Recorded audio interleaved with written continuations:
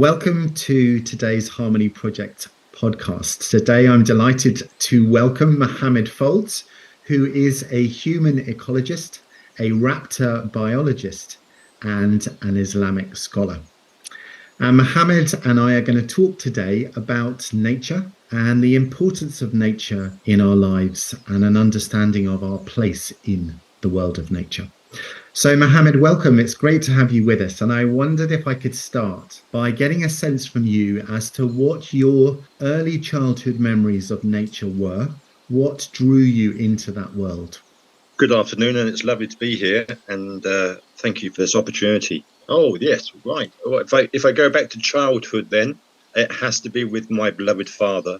My father was in the Forestry Commission, so he worked amongst the forests, particularly the New Forest down in Hampshire. I do remember that. And then we went to Norfolk, into the forest there. And then we have the Forest of Dean here in Gloucestershire. And so at weekends, I just used to spend a little time there in the forest. And I remember he used to introduce me to the rangers, and we used to do squirrel counts and just this amazing attachment with the trees. And as I'm talking to you now, Richard, I can still smell the pine. So, yeah, that was my first contact with the natural world. And just drawing out the smell of the pines, were there particular things on that childhood journey that really struck you, that you thought, this is a world that is starting to really fascinate me? I mean, obviously, just the mere fact that you were in that world so regularly was a really important part of it. But were there specific things that really drew you in? It was very calm. It was very quiet, coming out of the hustle and bustle. I mean, we're going back some years now, so not compared to the hustle and bustle of today's society. But I do remember when we used to go into the forest, apart from that smell of pine, it was tranquility, the snapping of the twigs. I can just picture that and hear that now. I can see it in front of me now. I can see the squirrels moving. We've done a lot of red squirrel counts and birds and butterflies, and it was so peaceful. There was just that connection there. And I was only 10, 11, 12. It feels really magical, what you've just said. It was, and I just wish our youth could experience what I've experienced. So give me the other side of that in terms of your education and your schooling. What was that like? Did you ever have these kind of experiences then, or did that feel like a very different world? Yeah, that was a completely different world. So obviously my education was in the 70s, early 70s, and then most of my education was in Cambridge. I was toing and sort of throwing, and I was thinking about, although that was my first introduction to the natural world, I had an inclination to go into catering. I wanted to become a chef. But then suddenly my father died extremely suddenly. And so that sort of took me in the direction to learn about first aid, emergency medicine. So for a number of years, I then qualified to become a paramedic, and I was based in the Cambridgeshire ambulance service. But then I went one day to visit a birds of prey centre in Lincolnshire, and I just fell in love with all the raptors, the hawks, the eagles, the falcons, and it was just going back to when I was a child, being in that forest, that sense of peace and tranquility, and the birds were just like communicating to me, and they were so relaxed. I remember doing a falconry course. I remember holding the birds, flying the birds. And then I became a volunteer. And then the professional falconer then decided to go abroad. And strangely enough, the director of the wildlife park where we were based approached me, and he knew I was a really good volunteer with a passion. He said, would you like to become a professional falconer and to take over this big collection? I mean, what an opportunity.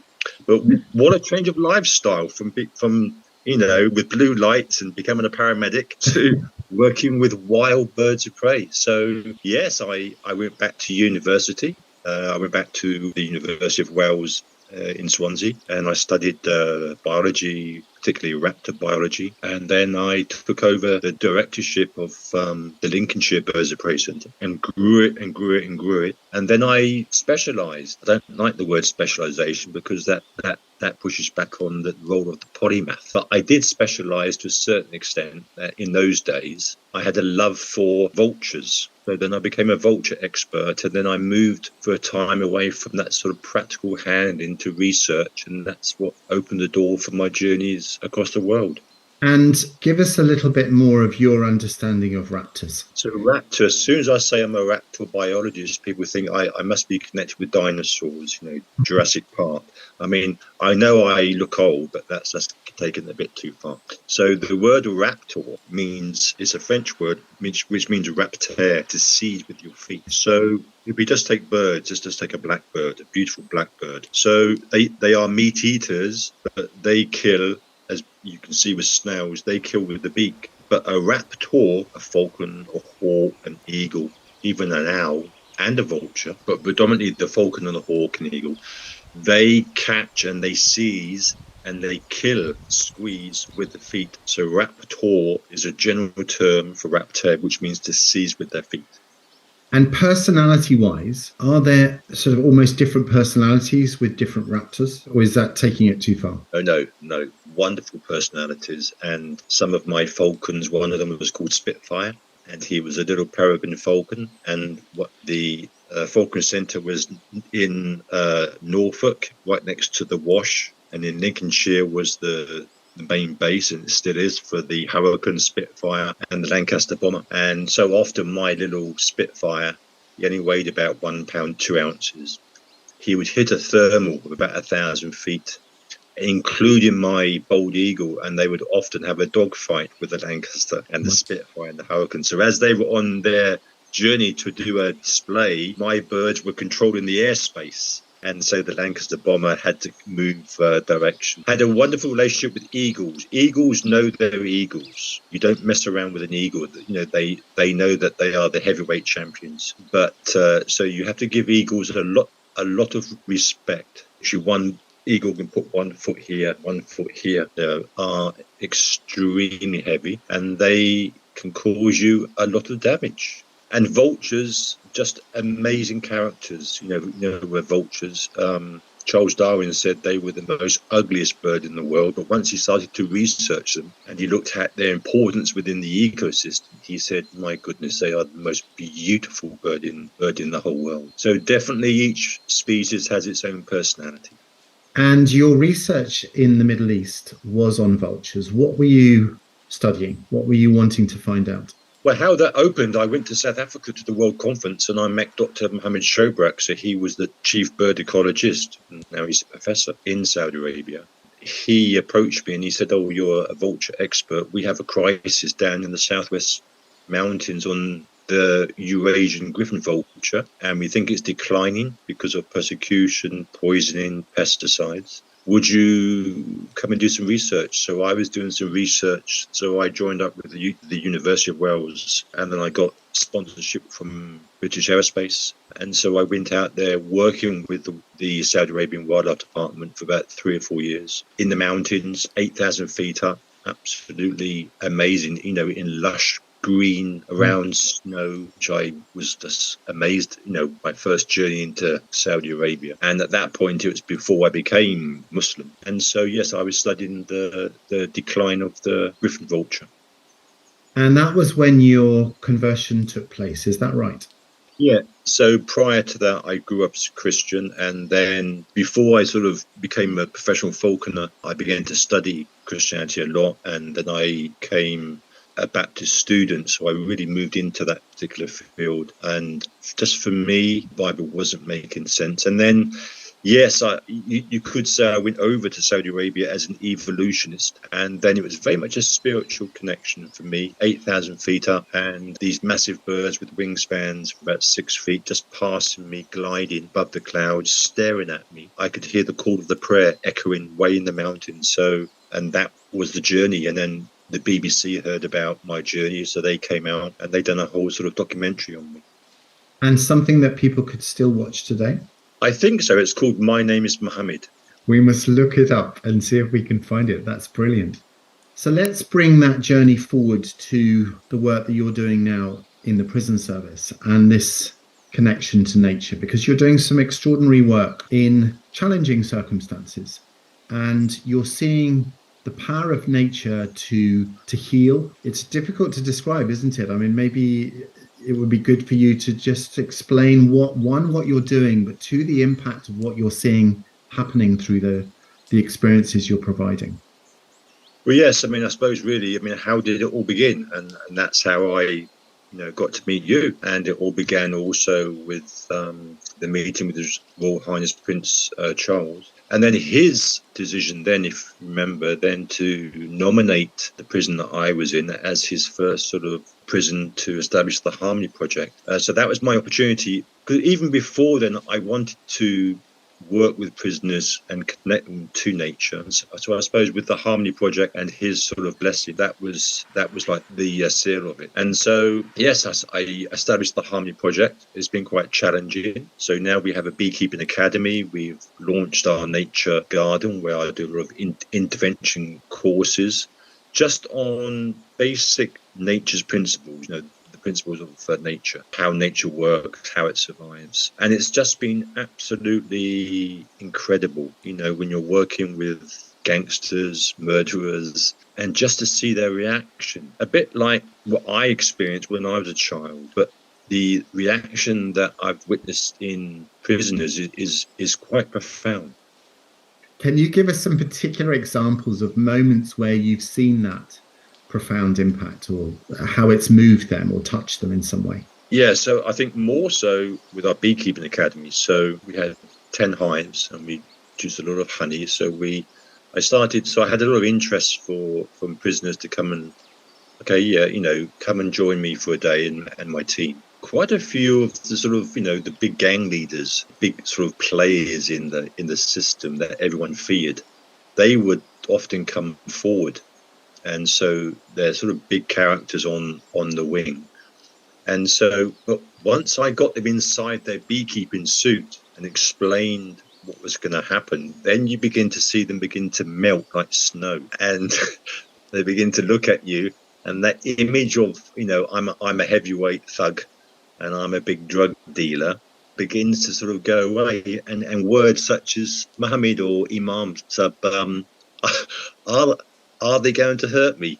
And I'm thinking, well, you wouldn't be saying those words, would you, in your community? But well, actually, yes, they are going to hurt you, and if they sting you, it is going to hurt. But you are protected, and I'm here to look after you. And so they become a bit like a baby. So that's quite a transition to transformation.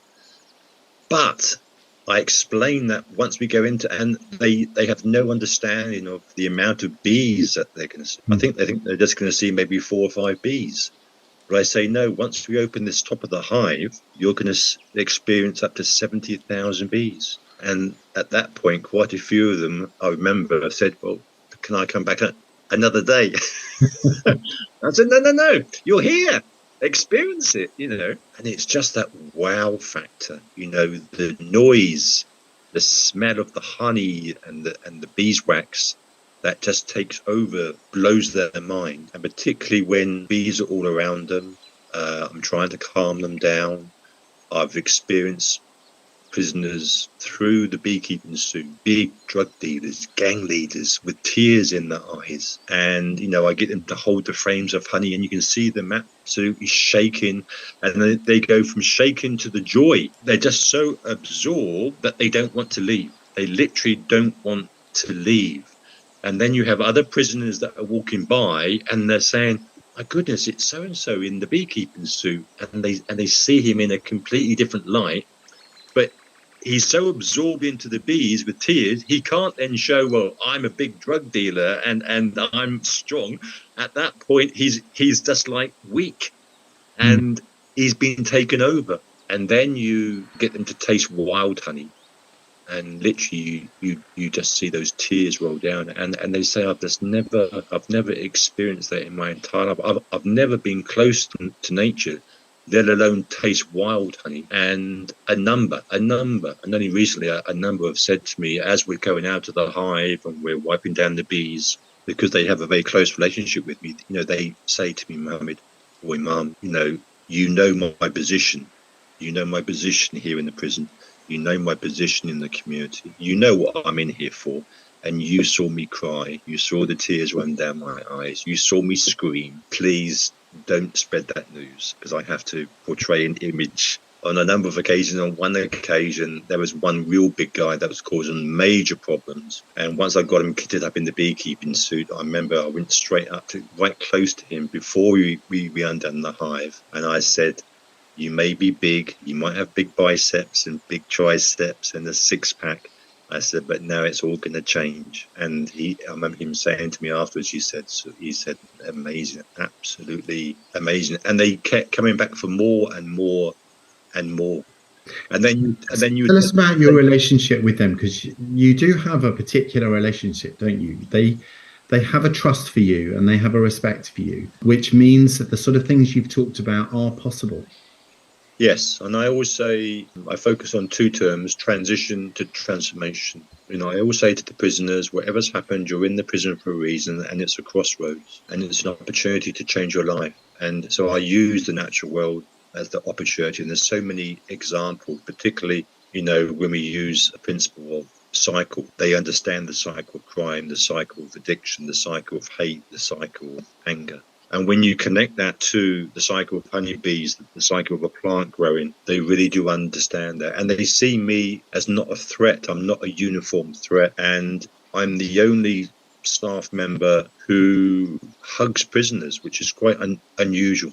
And I'm known as the hugger. And to be able to walk onto a wing where you've got gangs everywhere and just to walk through them and to hug them, whether they're Muslim, non-Muslim, Christian, whatever they are, it doesn't matter. And when you hug these prisoners, the reaction is very much like with the bees. I've had grown men, grown gang leaders, killers, who have said to me, I've never been hugged in my entire life. I've never had a father. I've never experienced a father.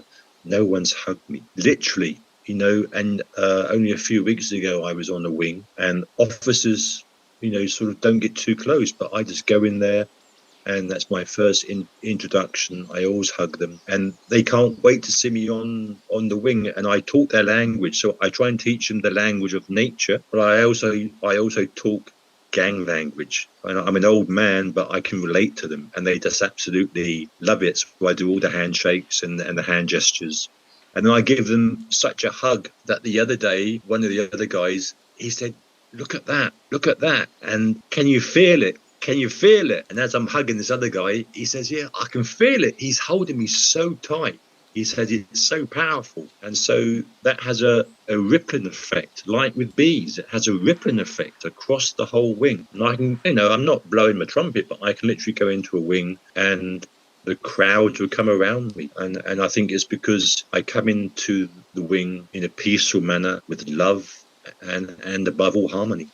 And you mentioned just then this language of nature. You speak their language, gang language, if you like, but you also speak a language of nature. What does that mean? What does that look like? Particularly in our faith, trying to understand the language. I mean, God says that he's created everything which praises him. Everything connects to this divine order. And it is a language, really, and the more you understand it, it's a language we don't comprehend deeply, but it's a language where everything is in harmony, everything is in order, everything is working in a process, everything is working as one, everything is just working in a peaceful manner, coexisting, interconnected. And this is a deep language that I'm not just talking about now. Ancient civilizations have understood it very much, energy, positive energy, negative energy. And so, when we talk about the principles of harmony, Richard, that is in itself a language that we really have to understand,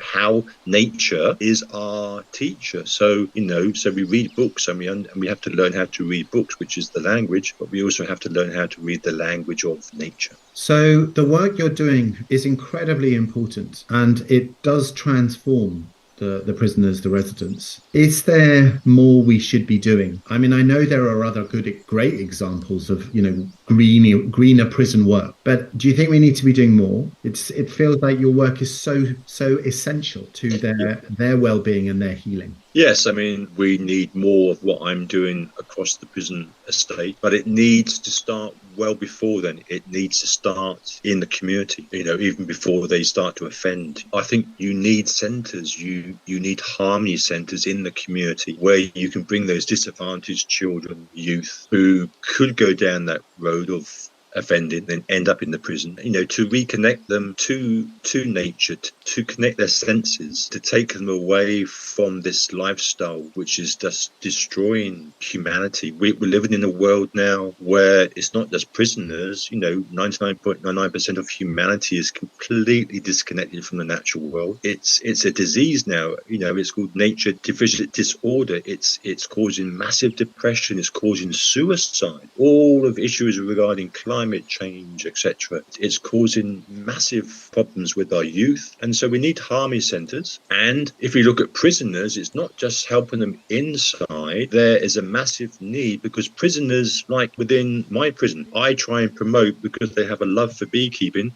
that you need to become bee farmers, professional bee farmers. There's a crying need for bee farmers, and you can make a good living because it's all about it's about reducing reoffending, but resettlement as well. And so, but there's hardly any outlets out there who can take on with qualifications and teach people how to become a bee farmer. There's nothing happening in green jobs, for people to become working in zoos, wildlife parks, garden centres. These are all ways, working forestry commission, working avenues that can actually help them and develop and have this connection with the natural world so they can become guides, order then to become guardians. So I always say I focus all of my work on 4 key words: transition, transformation, guides and trackers to become guardians. So you have highlighted how your own childhood had these wonderful moments in the forests and in the woodlands, finding that sense of peace, feeling that sense of awe and wonder of what you were experiencing. But then actually your education itself, your schooling, was really not like that at all. And yet you have also referenced just now how important it is to introduce this connection to nature at a younger age. Is there more that we should be doing in education? I mean, if you take the Harmony Project along with other organisations, we're promoting the idea of a nature premium to provide funding to enable more children to have access to nature-based learning. Is there more that we should be doing around that work? Yes, and I think, as you know, the mistake that we're making today is if we go back prior to, and there's a lot of research here, if you go back prior to the 16th, 17th century, we just take, it's a different subject, but if we look at the brain, that all of mankind operated in the right brain hemisphere, which means that they saw everything connected, just like a jigsaw puzzle. They saw relationships, they saw harmony, they saw patterns, and they saw context. And then the sudden change happened where literally society moved away from the divine and we moved into a thinking of everything works in parts, through a reductionist, through a Descartes view of life, that everything is machine. And that's affected even our education system where different subjects are taught separately. But that's, unless you've immersed yourself into the natural world, nature as a teacher, that's not how the world operates, macro and micro. Everything works together. And that's why we teach nature's principles. And so I believe that we really do need, and this is the Harmony Project is doing this, we need to really open up this avenue to bring all of the subjects together. By bringing the subjects together and see that they all work in harmony and they actually mimic the natural world. And that's when you're going to return to, which is important today in order to understand the world and to deal with the options, is to then the rebirth of the polymath.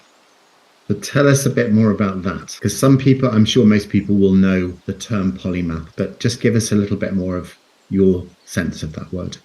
Well, if we just mention Leonardo da Vinci, probably the most well-known polymath in the world. Polymath was there, as I said to you, whether you're talking to neuroscientists and educationists and psychologists in different academic fields, as I've done over the many years, prior to the 16th century, 17th century, the whole of civilization, not just were operating in the right brain hemisphere, but they were polymaths, meaning that they would study a number of subjects. They could be related or not related, but through their connection with the natural world, through their connection with the natural world and understanding how the natural world operates, they were able to see the connections, how every subject was related, whether that was a clear relationship, a symbiotic relationship, or something that didn't look very obvious to start with, but then they saw the connections. That was there if you studied the biography of Leonardo da Vinci. It was there in all forms of society prior to the 16th and 17th century.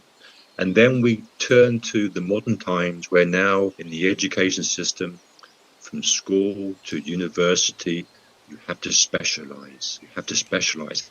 And didn't I mention specialize in my young career? I also had to specialize to become a vulture expert because I was brainwashed to go in that direction as well. And there's nothing wrong in specializing, but we're living in a complex world with many global problems, and we cannot understand today's problems with the mindset of before. We need a new way of seeing the world. We need a new way of viewing and thinking.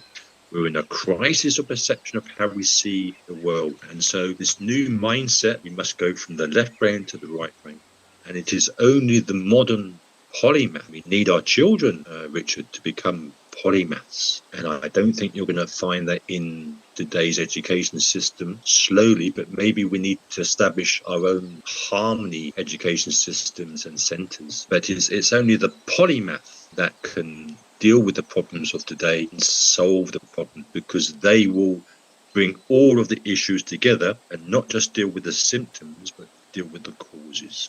So you're absolutely right that the message of harmony that we are discussing today, and is so much obviously part of the work of the Harmony Project, is seeking to do that and to join things together and make things make sense by showing how they work in an interconnected, interdependent way, how they work as a system, how they work through those relationships. And as you look out onto the world right now, and obviously we're going through a very challenging time at the moment, what's giving you hope? Do you have a sense that there is a shift towards the worldview that you have just articulated so well? Is that happening? Is it growing? Are you feeling confident that we can get where we need to be to ensure the sustainability of all life on Earth? I must give you an up-to-date news flash. I was in Waterstone's bookshop this morning, and I was at the counter. There was a lady next to me, and she asked the Waterstone's man, trying to learn about the language of trees, "Do you have any books?" And I couldn't believe what I was hearing. And it was a shop full of people. And I paused for a moment and I looked at the shopkeeper, and he was busy on his Waterstone system trying to find a book. And I said, "If I may, madam, I can take you and guide you to the actual book that you need." And the shopkeeper looked at me in the Waterstones and said, "Oh." "So you know where the book is?" And I said, "Yes, sir." I said, you don't even need to look on the system." So I took her over there, and the whole shop was just lost for words. And I showed her this book on language of trees, and she asked who it was. And we had a massive conversation. She said, "I'm just drawn with all of the problems in the world today, that trees have the answer." And we spoke about the language of trees. But yes, newsflash is now over. What we are witnessing today is, I call it, Richard, a spiritual revolution. There was a time where spiritualism was very prevalent in the East, and now that pendulum has changed. Consumerism, materialism, and secularism has now moved from the West to the East. You can see now how they're trying to, their whole thinking has changed. What's happening now, the spiritualism is now moved to the West, and I'm seeing it now every single day. There's a thirst. People are realizing now, I've tasted the secularism, I've tasted consumerism, but it's not doing anything for me. I've become addicted by it, but it's not doing anything for me. There has to be more. And people in the West, Richard, are asking questions like they did in the East. What, when, why, where, how? Why am I here? What is the purpose of life? And people are searching. And they're looking, and what are they doing? They're moving into the natural world, to the forest, to the mountain, to the ocean, just to be on their own, to ponder and to think. There's a volcano erupting in the West, and I think this now is the idle opportunity for the Harmony Project now to change gear, and there's so much opportunity. And now what we have to do is really open the door for the youth, because it's the youth that are asking these questions. You're absolutely right. And it is an open door because they are asking us to take us there. And even at the most simple level, coming back to what you were saying about subject-specific learning, young people are saying they want their learning to be more coherent. They want it to join up and make sense for them. They want it to have a real-life application. Interestingly, I heard today from the Shadow Education Secretary that the Labour Party wants to bring in more real-life maths. And it is that sort of thing that we need. If it's dry and in your head and of little value or purpose to you, you're not going to engage with it in the same way. It's not going to matter to you in the same way. So I think you're absolutely right that the door is there. It's open. We don't even need to push it open. We just need to go through it and show what it looks like. And the experiences you've had, I've had them too in education, just reinforce that message that we know this is the right way to go, and it's the right path that we need to take. It's the only path we need to take now, isn't it? Because otherwise we're going to continue to destroy and degrade and damage and create conflicts and the problems that we are so much aware of right now. So a final message from you on that, Mohammed. What would you like to share as a message to take out into the world? My message is really just attaches to what you've just said there. The focal point now is to change hearts and minds. I think we're facing many battles and many wars and many conflicts, and we're seeing that today on the news. But there's a bigger battle, Richard, and it's between, I call it the battle of hearts and minds, battle between good and evil. And the natural world has the answer. It works in a perfect manner, and we have to understand that we are part of the natural world. We live in it. Don't live on top of it. We live in it. We are part of the natural world. We are made, our elements are made from the natural world. There's a Christian prayer that says, Our Father which art in heaven, hallowed be thy name. Thy kingdom come, thy will be done on earth as it is in heaven. The trouble is today with our non-divine system is that we see everything on a horizontal plane, and we have to operate on a horizontal plane. But we need to go back, this is in the Harmony book by the King, we have to go back to reconnecting to our faith traditions that had that connection with the divine. Why is it that people feel at peace and in love and in harmony when they connect to the natural world? So I think our job, Richard, and the Harmony Project's job is constant effort to try and win this battle of hearts and minds, to change people's hearts and minds. You mentioned the education system. You know that when you show teachers about connecting the dots like you do with star constellations and bring the subjects together, they know it's the right thing to do, but because of the pressures and the system that they're in, they cannot do it. So if we can get through that system, it's like a domino effect. You change one person, you can change a family, you can change a society, you can change a whole nation. I remember, and it's there in the book called Harmony, when the king was the prince, he said, what we need is a revolution.